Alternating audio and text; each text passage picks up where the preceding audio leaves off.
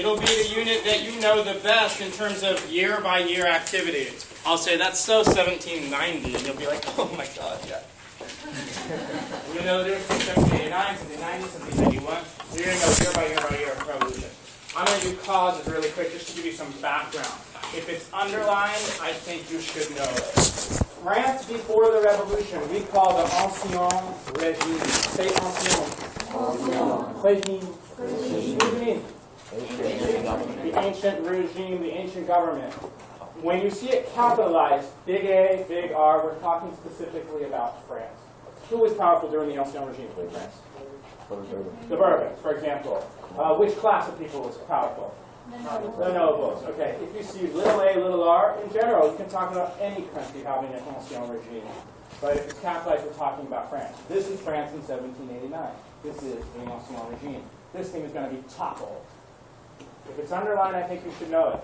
These are your king and queen that are going to get toppled. Marie Antoinette and Louis XVI. What do we remember about Louis XVI, other than he's a Bourbon? He gets his head chopped off eventually. What else do we remember? Debt. Is that what somebody said? Oh, yes. I thought you said dead. Yeah, you're right. Debt. He inherits debt. Debt, don't forget, his father had said, après moi, le déluge. After me, the flood. Things are going to be bad for him. He likes to hunt. He becomes king at about the age 16, I think, 14, right in there. Yeah, Do you remember who Marie Antoinette is? Yes. Daughter of her mom. Maria Theresa. Maria Theresa, Holy Roman Empress' daughter. She's a Habsburg. She lives a very plush life. I want to focus on her a little bit first. She is typical of her age. She has a country home. It's called the peasant's cottage. That is her peasant's cottage. Do you see it? It's this whole estate.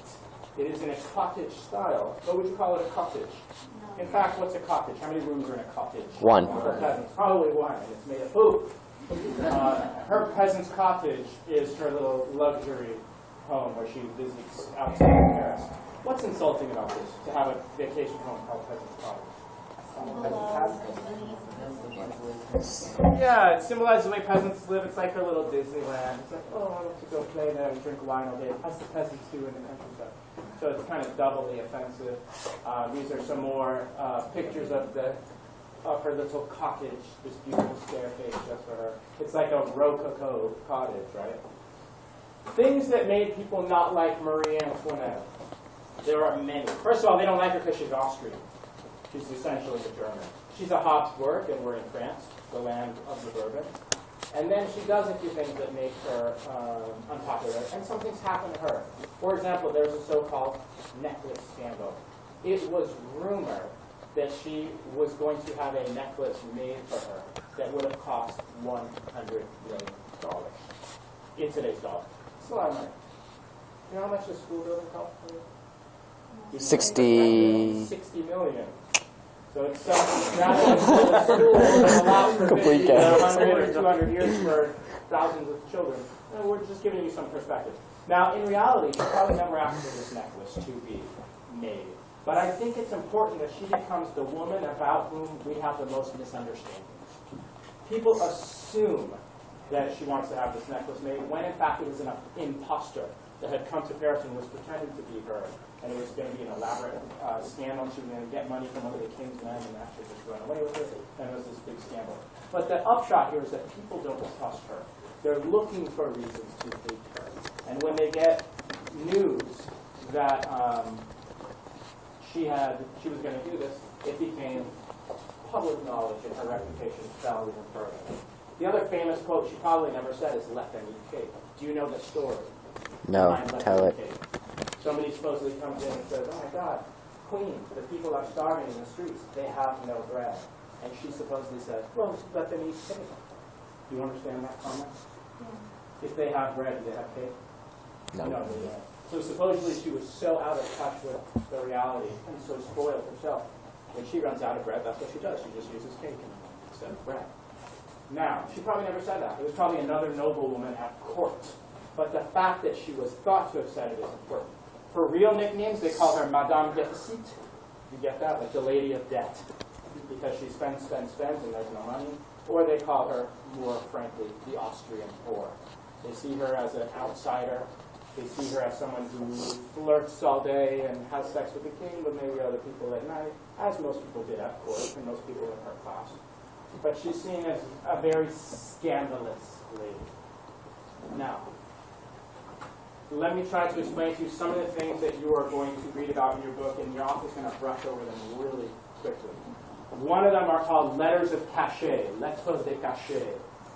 A lettre de cachet was a letter that the king could write. And upon writing it and signing it and sealing it, he could pretty much do anything he wanted. In other words, it's absolutism. He could create a document that said, I can do whatever I want. In other words, we call a document like this carte blanche. You know what that means? A blank check. He could do anything. He can hand these to somebody and say, here is a warrant. You can go into this person's house if you'd like. I've heard you've been spreading nasty rumors about me and my queen, and you may do as you please with them. Cardinal Fleury. There were a few cardinals in the time. Do you remember the other cardinals from the Mazarin, Richelieu? The one who had followed was Fleury. Fleury was good for one reason. He had balanced the budget. That was the fame that he did. Louis XV and Cardinal Fleury had balanced the budget for a short amount of time. But the other thing that Cardinal Fleury does, you know he's an absolutist, he issues 80,000 of these. So if you're a political enemy of the king, you don't last very long. The king just signs his name on a piece of paper and you disappear. Although we were just talking about, was there an anniversary when it married Louis the 15th and not the 16th? It should say 16th, I'm sorry. Okay. Yeah. Budget. Always with revolutions, you're looking at economic problems. There are going to be immediate causes that are different when we're talking about budgetary problems. For example, look at this right here. Just to pay off the debt, of course you owe interest on any debt that you have. So the interest alone was 30% of the national budget. You're never going to get a balanced budget if 30% of your budget is just paying off interest on the stuff you already owe. Army, 30%. Miscellaneous is miscellaneous. But look at the court. Like, in other words, the king and the queen and Versailles and hunting and cake and pudding. Meanwhile, people have nothing. And you can see the debt kind of going up and down throughout French history. But when you get to Louis XVI, you're looking at lots and lots of debt. More economic problems. If you were to want to add up the amount of money that you would need, if you were a commoner, 170% of what you actually have. So imagine you go home today and your parents said, we don't have any money to fulfill all of your needs. Which ones would you like to give up? Clothes? You go naked. Food? You don't need any more. Just go to school and see which friends you can steal stuff from. Housing? We'll just find a place to live on the streets, but you can still go to school and have food. So it is not sustainable at this point. King's budget is also, they're overspending. If you don't have enough money, yeah, you can loan things out for a while, but eventually someone somewhere is going to have to take accountability. And because the Bourbons couldn't do it, there was a revolution. This is amount of income spent on bread. If you're a peasant and you're spending 50% of your income on food, 50%. Go home and ask your parents today what percentage of the budget is going on food. It's probably a very small fraction. Half your money is going to this. And then in 1 year's time, it's 80%. So that means suddenly you're eating 60% less. When people are hungry, they take to the streets. That's why Americans don't take to the streets at all. You have all your needs done. 6,000 channels on television. Tons of food in your refrigerator. Your cute little cell phone that occupies you for 12 hours a day. The class system is also going to be a problem. So the book is going to start throwing around these terms. And they're going to define the terms, but let me review with you. Who are the clergy? No. Catholic. The priests. Anybody who's in the church are the clergy. And then you've got the nobility. They make up 1 or 2% of the population, but they own 25% of the land. The clergy is small, 2%, but they own 10% of the land.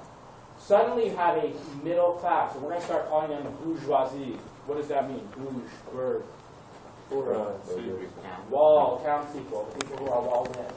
They are growing. They're a growing class. They're going to be important in this revolution. They're only 8 or 9%, but they are owning more and more land. So they're going to want the most change. They feel the most frustrated. Peasants are the majority of the population, 85% perhaps.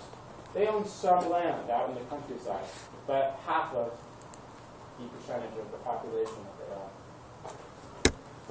What is the name of the French legislature? Do you remember?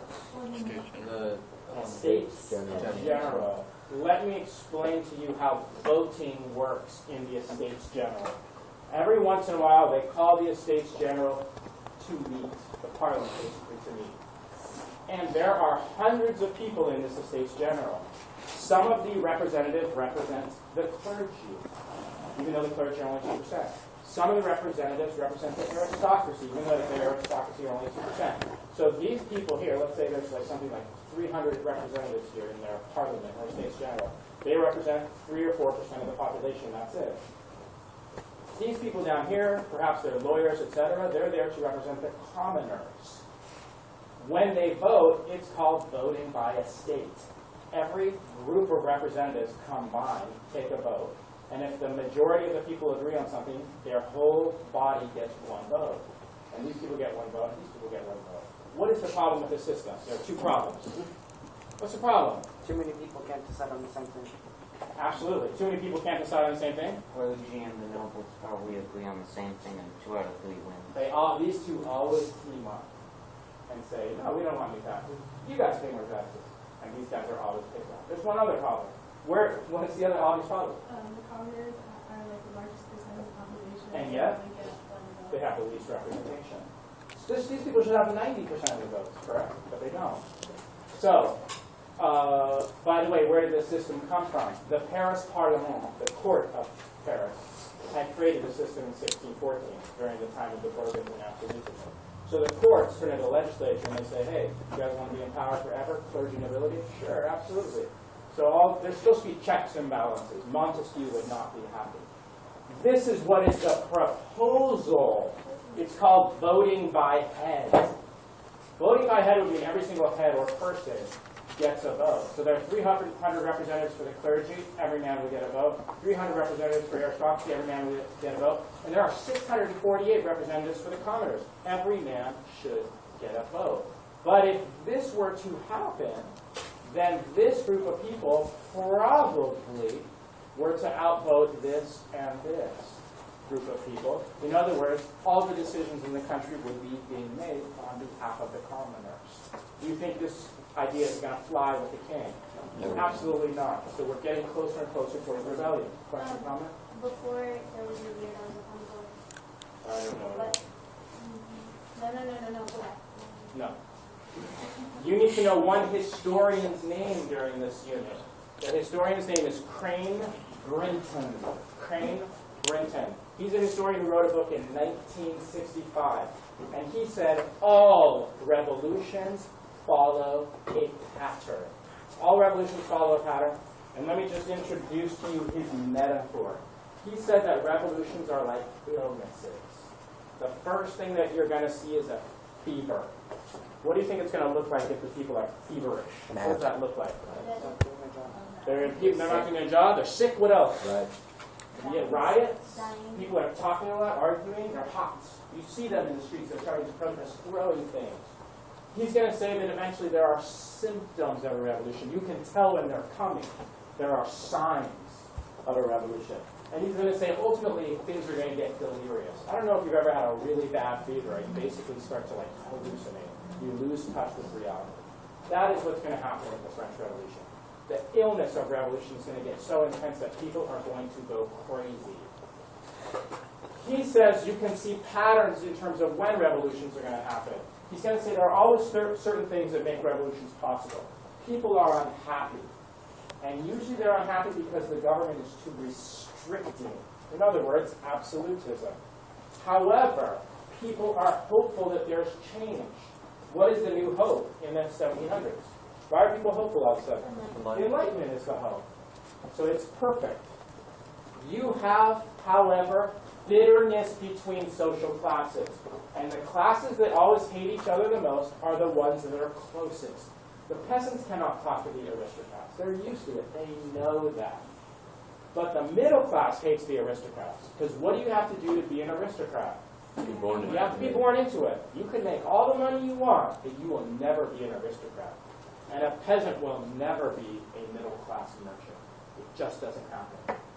So most of the tension is going to be between one class and another. Other factors that make a revolution happen. The scholars and thinkers, in other words, the Enlightenment philosophers, even they say, we give up. Nothing is ever going to change.